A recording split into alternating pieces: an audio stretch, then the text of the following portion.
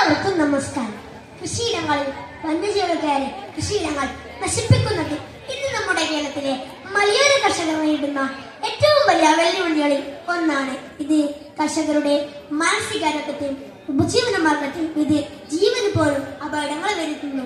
ഞാൻ അവതരിപ്പിക്കുന്നു കുഞ്ഞു വിലാപം.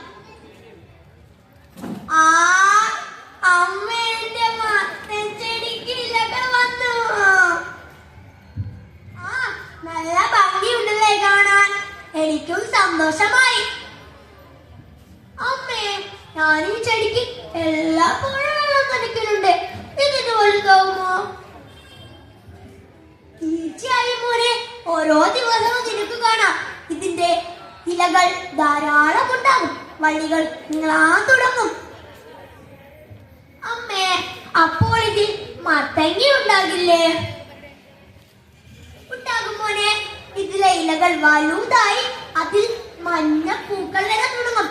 അതിൽ നിന്നാണ് മത്തങ്ങ ഉണ്ടാകാൻ പോകുന്നത്. എന്റെ ചെടിയിൽ മത്തങ്ങ ഉണ്ടാകാൻ പോകുന്നു.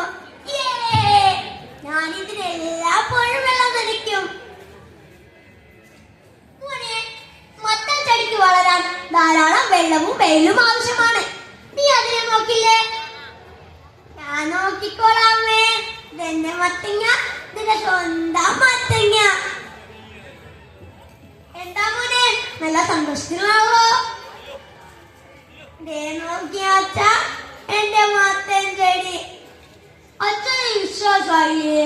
അമ്മ പറഞ്ഞല്ലോ ഇത് വലിയ മത്തങ്ങ ഉണ്ടാകുമെന്ന്. മോനെ, നീ അതിനെ നല്ലവണ്ണം നോക്കിയാൽ മതി, അത് വലുതായിക്കോളും. ഞാൻ നോക്കിക്കോളാം അച്ഛാ.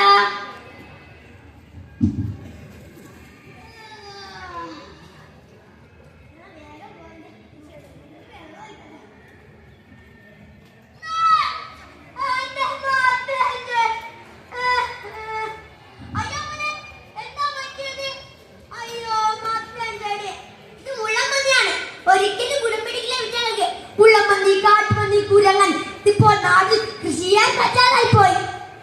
എന്താ പറ്റിയത്? എന്റെ മത്തൻ ചെടി എന്തോ നശിപ്പിച്ചു കളഞ്ഞു. അയ്യോ, നിങ്ങൾ എവിടേക്കാ പോകുന്നത്? ഞാൻ മുള്ളമന്തിയെ കൊല്ലാൻ. അത് നമ്മളെ എങ്ങനെ നശിപ്പിച്ചു? നമ്മുടെ സ്വപ്നങ്ങൾ. അയ്യോ, പോലെ ആരെങ്കിലും കണ്ട കേസാകും. വേദനിക്കുന്നു. അയ്യോ, എന്താ പറ്റേ? ചോര. നമുക്ക് ആശുപത്രിയിൽ പോകാം. ഉള്ളമന്തിയെ കൊല്ലാൻ ശ്രമിച്ചു, പക്ഷേ അതെന്നെ ആക്രമിച്ചു.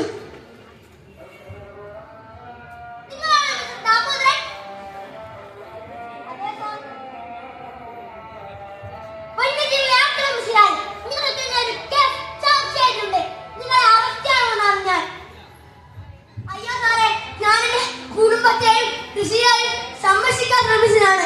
എന്നെ വെറുതെ വിട. അയ്യോ സാറേ, എന്റെ മകന്റെ അച്ഛനെ കൊണ്ടുപോകണം സാറേ. എന്റെ അച്ഛനെ കൊണ്ടുപോകണം സാറേ. അമ്മ പറ, എന്റെ അച്ഛനെ കൊണ്ടുപോകലെന്ന്.